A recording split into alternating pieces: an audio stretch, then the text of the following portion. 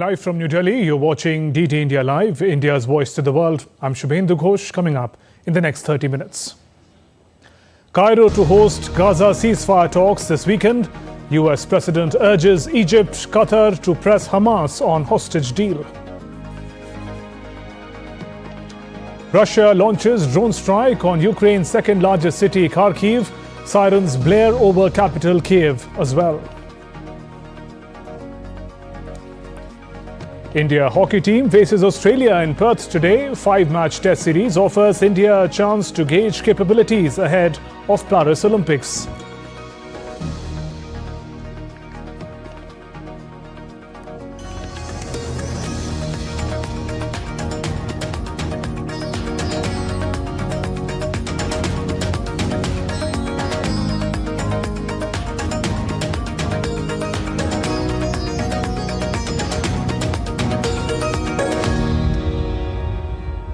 A fresh round of talks aimed at arranging a Gaza ceasefire in exchange for hostages held by Hamas is being planned for Cairo this weekend.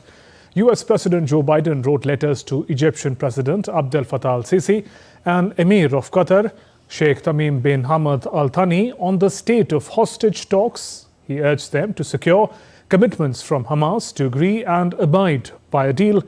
Biden told Israeli Prime Minister Benjamin Netanyahu in a phone call on Thursday to empower his negotiators in Cairo so that a deal can be reached as soon as possible.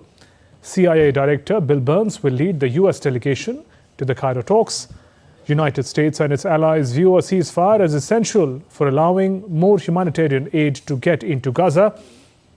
Under the most recent proposal, Israel and Hamas would agree to a 6-week ceasefire in exchange for release of sick, elderly and wounded hostages held by Hamas.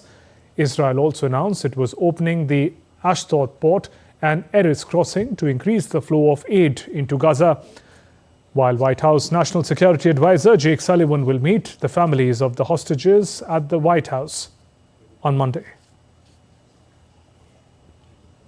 India on Friday voted in favor of a draft resolution at the UN Human Rights Council that reaffirmed the right of the Palestinian people to self-determination, including the right to their independent state of Palestine.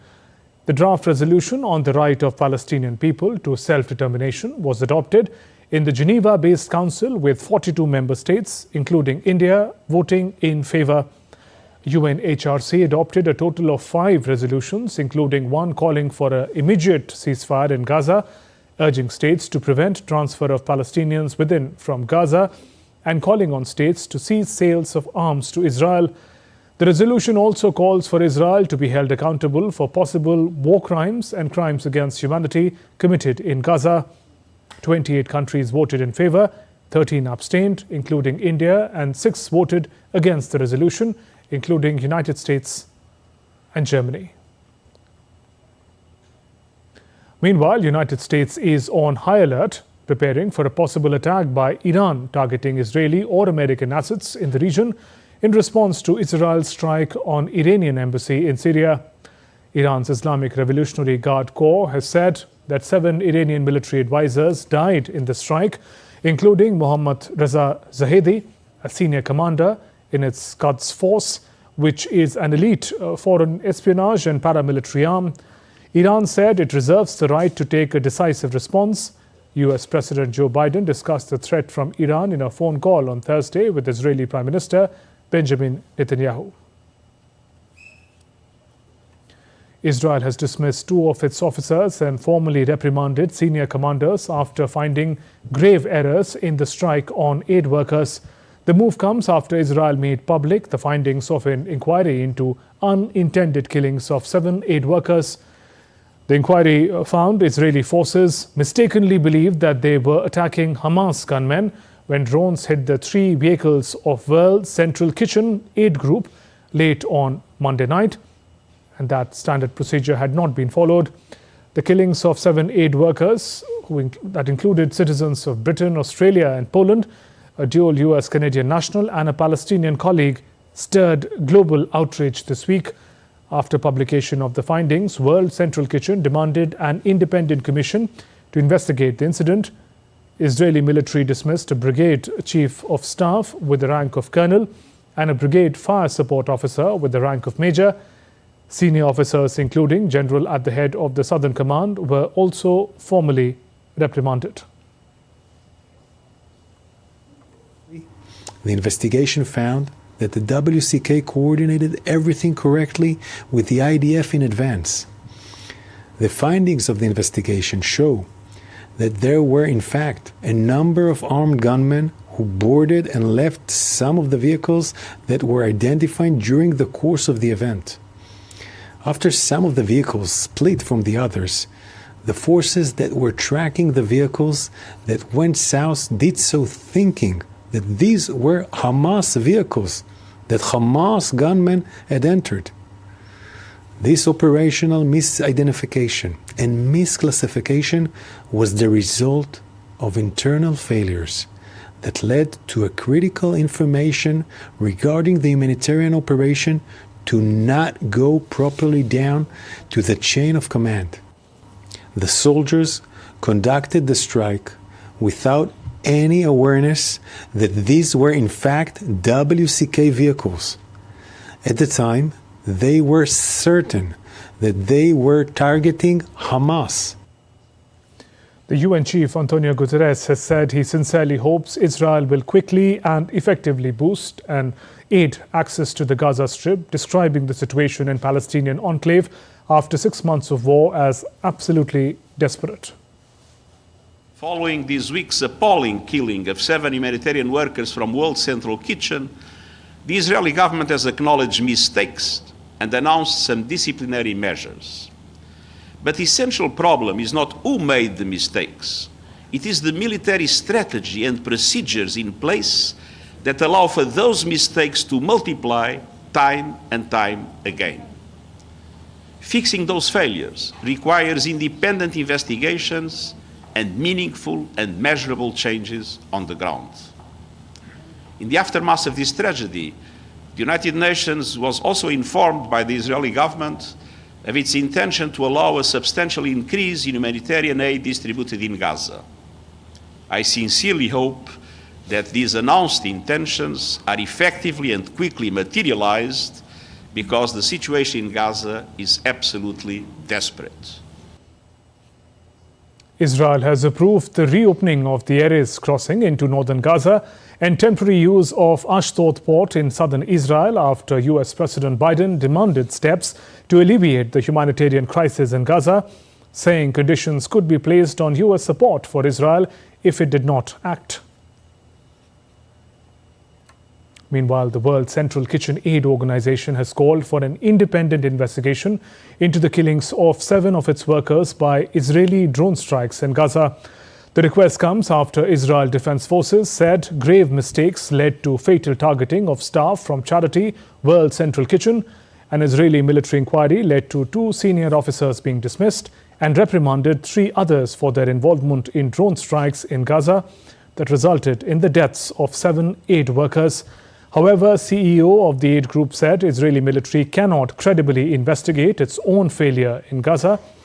In a statement, he said, IDF's apologies for deaths of our colleagues offer little comfort. This fails to bring comfort to the families of the victims and the community of WCK. Australia on Saturday said it would appoint a special advisor to work with Israel to ensure full confidence in investigations into an airstrike in Gaza that killed 7 aid workers, including an Australian. Australian Foreign Minister Penny Wong, in a televised media conference in Adelaide, said the government will appoint a special advisor. She further said Australia wants to have full confidence in the transparency and accountability of any investigation. We expect that if the investigation finds that IDF personnel have not acted in accordance with the law or procedures, that appropriate action be taken against those personnel and that such action be made public. In the latest from the Russia-Ukraine conflict, a Russian strike on Ukraine's Kharkiv on Saturday killed 6 people and injured at least 10. Ukraine's national police said the attack was launched by drones. A high-rise apartment building was damaged. A shop was ablaze in the fresh attacks. Air raid alerts remained in place for Kharkiv and most of the country, including the capital Kiev, for several hours after the strikes. In another update, Russia fired 5 missiles on Ukraine's southern city Zaporizhia, killing at least 3 people, injuring over 20 and damaging several residential buildings. Ukraine's Air Force issued a ballistic missile raid alert for the region, part of which is occupied by Russia, and Moscow has recently stepped up usage of ballistic missiles that are harder to intercept. Sirens played over Kiev as Russia launched an air attack on Ukraine on Saturday. No damage was reported by the authorities of Kiev. Ukraine's military said on a social media platform that its air defenses have destroyed 28 drones and 3 missiles launched by Russia.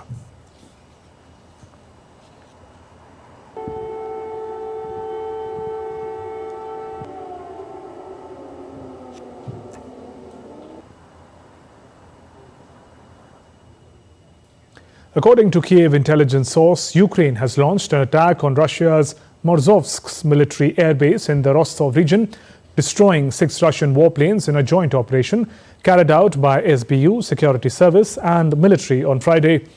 The Morzovsk airbase is said to be a strategic hub for Russian planes like Sukhoi 24, Sukhoi 24M, used by Moscow's Air Force for targeted strikes on Ukrainian military positions and frontline towns and cities. A Russian news agency earlier said Russian air defenses had shot down 53 Ukrainian drones overnight, most of them over the Rostov region. The recent attack comes as Ukraine has ramped up its drone attacks on Russian targets in recent weeks, focusing on oil refineries in an attempt to reduce Russia's oil revenue. A Moscow court has placed an 11th suspect in last month's attack on a concert venue in pre-trial detention.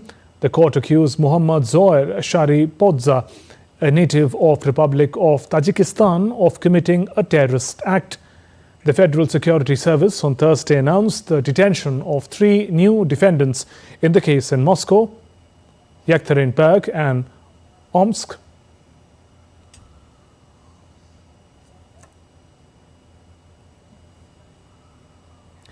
U.S. President Joe Biden vowed to rebuild Francis Scott Key Bridge in the city of Baltimore after it collapsed last week. During a visit to Baltimore on Friday, President Biden observed the crash site, spoke with local officials, also met the families of the deceased.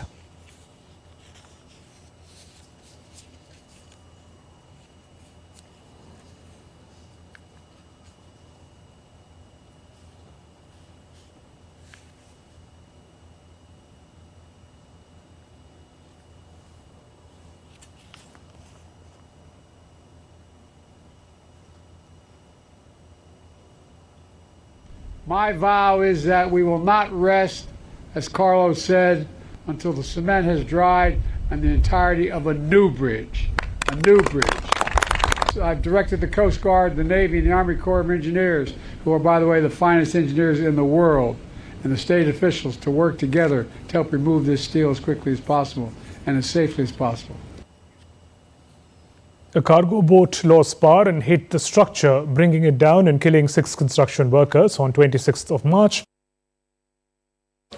The unnamed 21-man crew, all but one of whom are Indian citizens, survived. They remain stranded on the ship. And DD India's Benji Hire reports from nearby Washington for more. Touring the wreckage, President Joe Biden says he's ordered his administration to move heaven and earth to rebuild the major crossing, paying homage to those who died. That rebuilding effort, though, cannot happen until the debris is cleared, a process that may take many, many weeks. The vessel is still lodged in the tangled metal, its crew still on board, and it's blocking a vital shipping route in and out of the port, one of the busiest in America. Now, the US Army's plan is to fully reopen the port of Baltimore by the end of May. The Department of Transportation's already released $60 million in emergency aid in the immediate wake of the disaster. That's what the White House refers to as a down payment for initial costs. A full restoration, though, will require much, much more. But here, already, in the capital, there's a war of words underway. In a letter to Congress, the administration says that the federal government should pay for reconstructing the bridge, yet the House Freedom Caucus, that's a group of hardline Republican lawmakers, they say they won't support that funding unless Joe Biden agrees to a number of concessions that they've laid out. The House of Representatives and the Senate both reconvene next week. Back in Baltimore, the president used his short address to put pressure on Congress. That's a message that he hopes will be heard 70 kilometers south in the capital. Benji Haya in Washington, reporting for DD India. India's External Affairs Minister Dr. S. Jaishankar has reiterated country's commitment to its policies of neighbourhood first and Sagar, acknowledging Maldives' Minister of Foreign Affairs post on thanking India for allowing export of essential commodities to the island nation. Dr. Jaishankar says, and I quote, India stands firmly committed to its neighbourhood first and Sagar policies. Maldives Foreign Minister Musa Zamir thanked India on Saturday for allowing the export of essential goods to the island nation, despite the downturn in relations amid rising Chinese influence in Malay. In a post on social media platform X, Maldivian minister writes, I sincerely thank External Affairs Minister Dr. S. Jaishankar and the Government of India for the renewal of quota to enable Maldives to import essential commodities from India during the years 2024 and 25. He adds that it signifies the long-standing friendship between the two nations.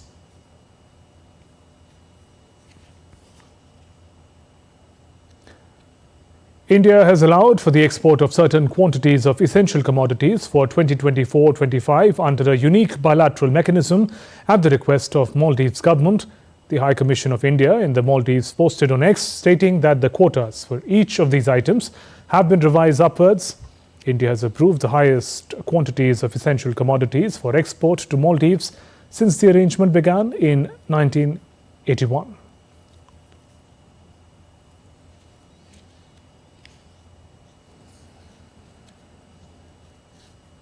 Indian Coast Guard on Friday evacuated a Sri Lankan fisherman who developed a life-threatening heart condition after his boat drifted to Indian waters due to engine failure. The ICG immediately launched its ship Rani Abaka towards the boat, and he was evacuated within a few hours. The patient was given basic medical treatment on the ship, and an advanced light helicopter was launched by ICG from the squadron based in Chennai.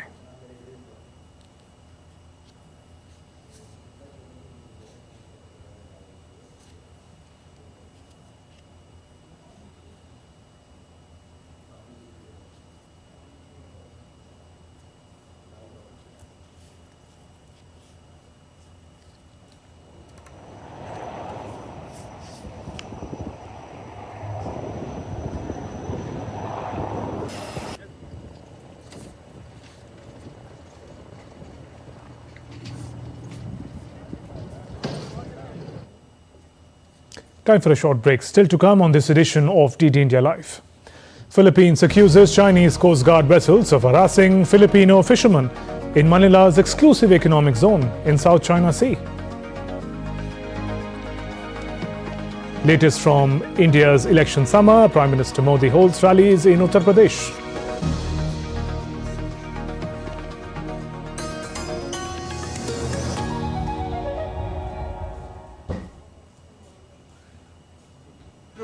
Tamil Nadu goes to polls in one go.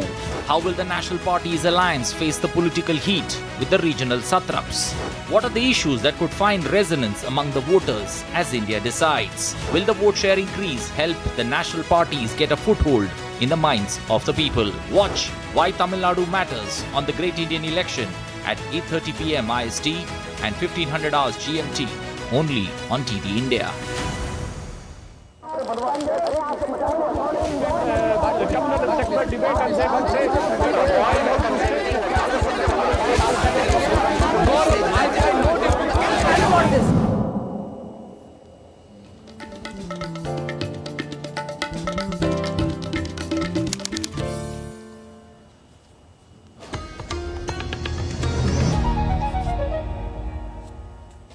Welcome back. You're watching DD India Live. I'm Shubhendu Ghosh.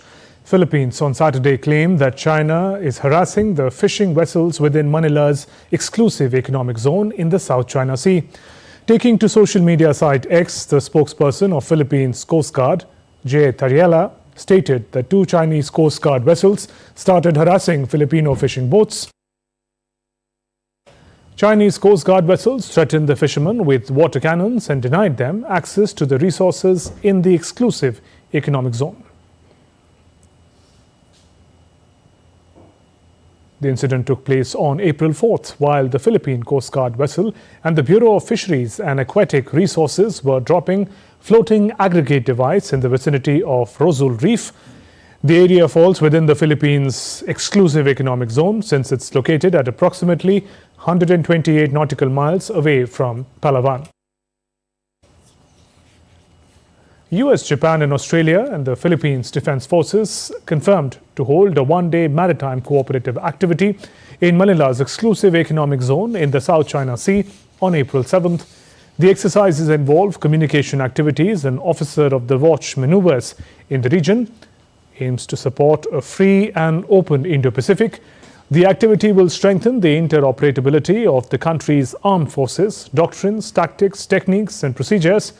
The maritime activity is being carried out to reaffirm the positions of the 4 nations, stating that the 2016 South China Sea Arbitral Tribunal Award is final and legally binding. The drill is being conducted days before a summit to be held between the leaders of these nations.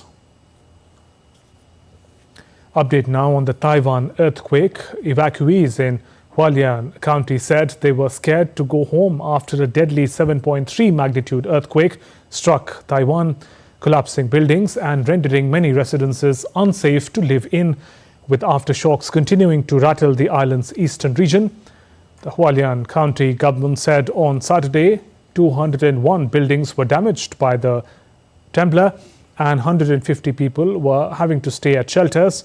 Earlier, 2 bodies were found on Friday in the mountains of Hualien County, putting the number of missing at 13. 3 of them were foreigners of Australian and Canadian nationalities.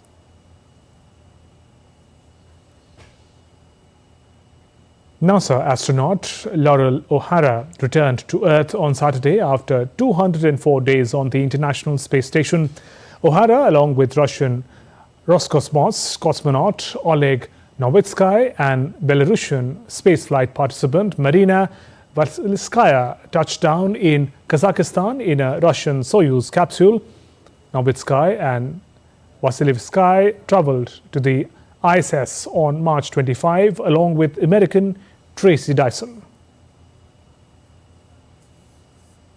Let's now get you the latest on the world's largest democratic elections in India.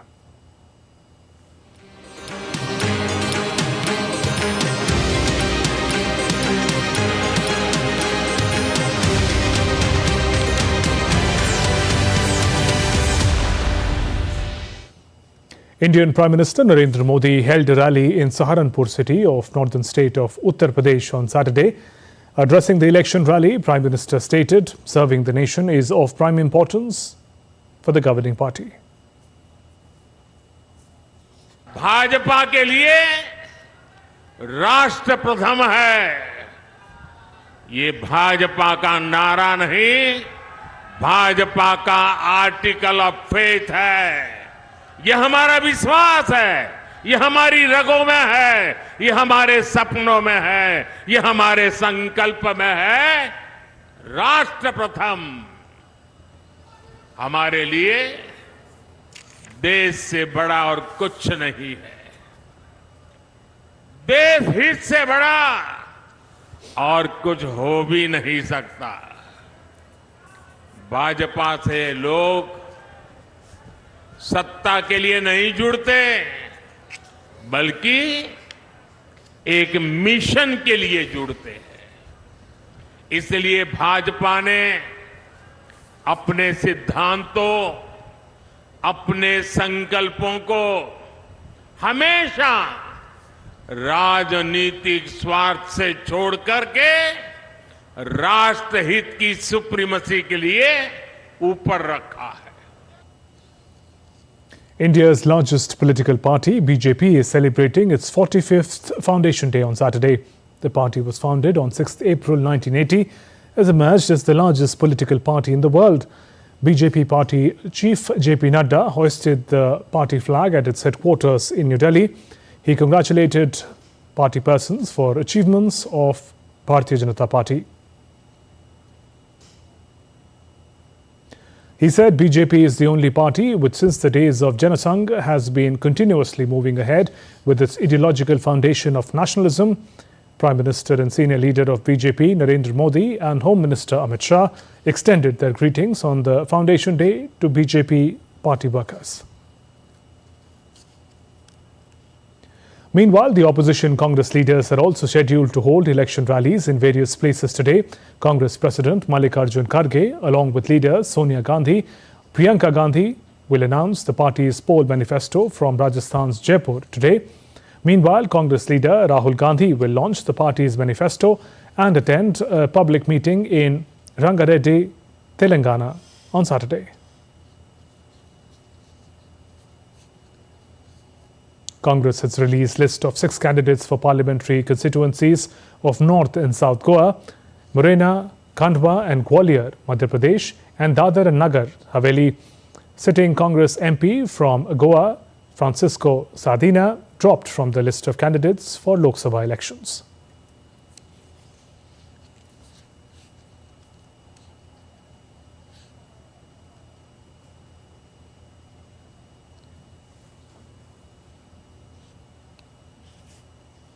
Electioneering is gaining momentum in Tripura West Parliamentary constituency, which goes to poll in the first phase on April 19th.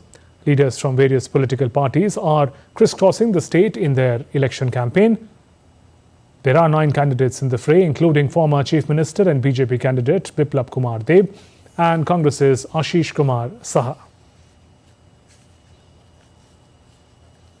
On to sports. The Indian men's hockey team takes on Australia in the first match of the 5-match series on Saturday ahead of Paris Olympics. The series marks a crucial phase in India's journey towards the Olympics 2024. The Test series will provide the perfect platform for both teams to gauge each other's strengths and weaknesses ahead of the ultimate showdown in Paris. Meanwhile, the Indian team aims to end a decade-long drought of Test series win against Australia. India won the last Test series on Australian soil in 2014. Volcanic smoke rings filled up the sky rising from Italy's Mount Etna, Europe's most active volcano. Mesmerizing display of volcanic vortex rings captivated visitors. The rare phenomena is caused by constant release of vapors and gases. The volcano has been renamed as the Lady of the Rings.